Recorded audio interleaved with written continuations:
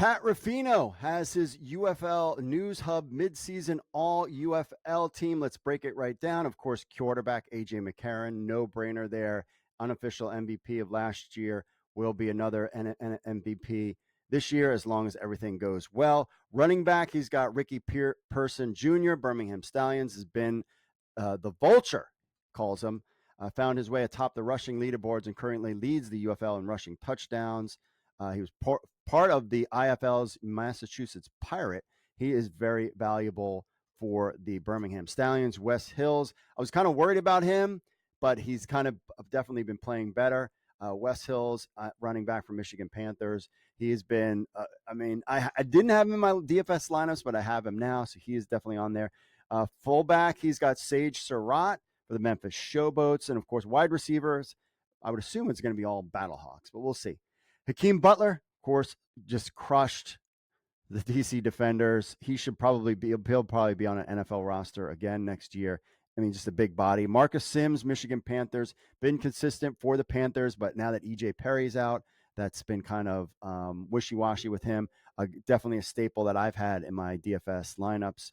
John Trey Kirkland left off where he was in the XFL, one of the most exciting wide receivers in the league. San Antonio Brahmas. I'm concerned about Dormandy as their quarterback, but he consistently puts up big numbers. And he didn't play a full season, and he was still up there on the leaderboards. Dawood Davis, Memphis Showboats, despite everything being down for the Memphis Showboats, Davis at wide receiver. Jace Sternberger, Birmingham Stallions as your tight end. Then for his offensive line, he's got Bobby Evans of the Renegades, Matt Caskey of the Stallions, Liam Fortinell of the DC Defenders, Steven Gonzalez of the Battlehawks at center. That was at two guards. And at center, Jake Asenia, Arlington Renegades. On defense, Breland Speaks, Michigan Panthers, 5-week 3-sack performance. Week 5, 3-sack performance. On pace for 9 sacks in 10 games. Jalen Redmond, Arlington Renegades for defensive tackle. Carlos Davis, Birmingham Stallions, defensive tackle. Ethan Westbrooks, Houston Roughnecks. Pitta Tuamiapuinu of St. Louis Battlehawks continues the Chop Club is maybe one of the deadliest in football.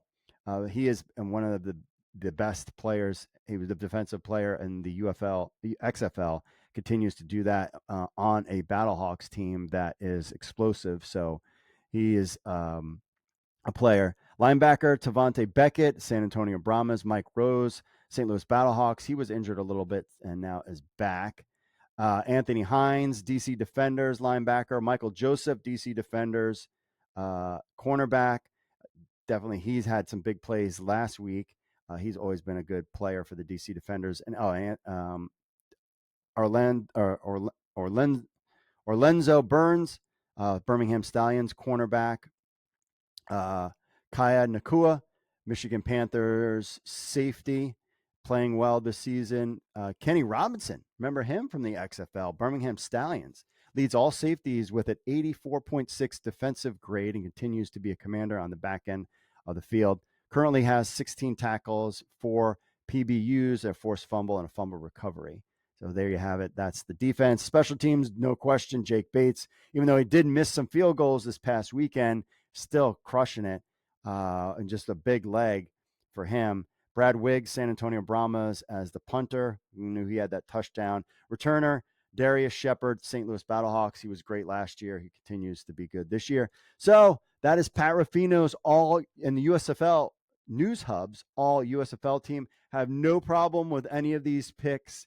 It will be interesting to see who breaks all this down at the end of the season, but we kind of know now who is players and who is not. Let us know what you think, if there's any name missing from this list or a name that you would take off this list. Let us know in the comments.